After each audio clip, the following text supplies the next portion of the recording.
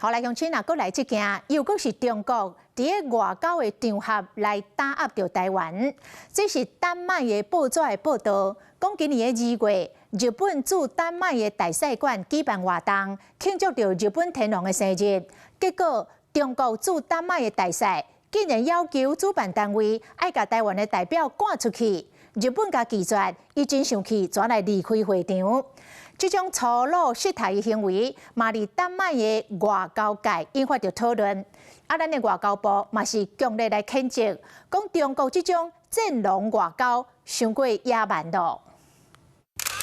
大字写讲，甲中国之间的关系有可能愈来愈紧张，这是丹麦发言量上大的背任事务。写讲中国驻丹麦大使王雪峰无顾外交礼节，做出抗议行为。In particular, 2025 marks the 75th anniversary of China-Denmark diplomatic relations.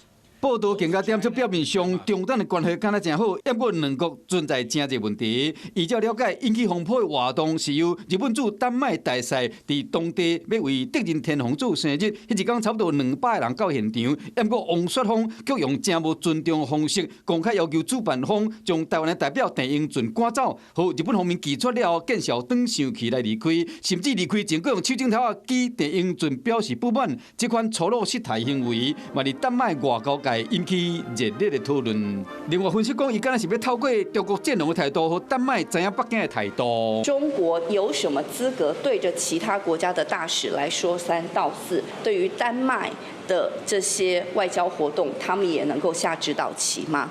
所以我想这件事情在外交圈、在国际已经引发哗然。中华民国必须要有我们应该有的，而且足够的外交空间跟国际空间。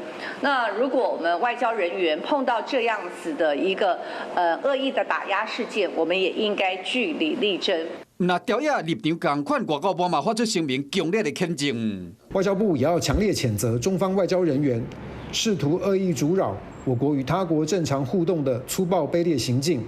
中国恶意的打压，意图压缩咱的外交空间，已经违背国际民主素养，同时嘛踢到铁棒。Hello， 我是蒋欣梅。想要抢先掌握最及时的新闻资讯吗？赶快订阅、按赞、开启小铃铛，锁定华视新闻 YouTube 频道。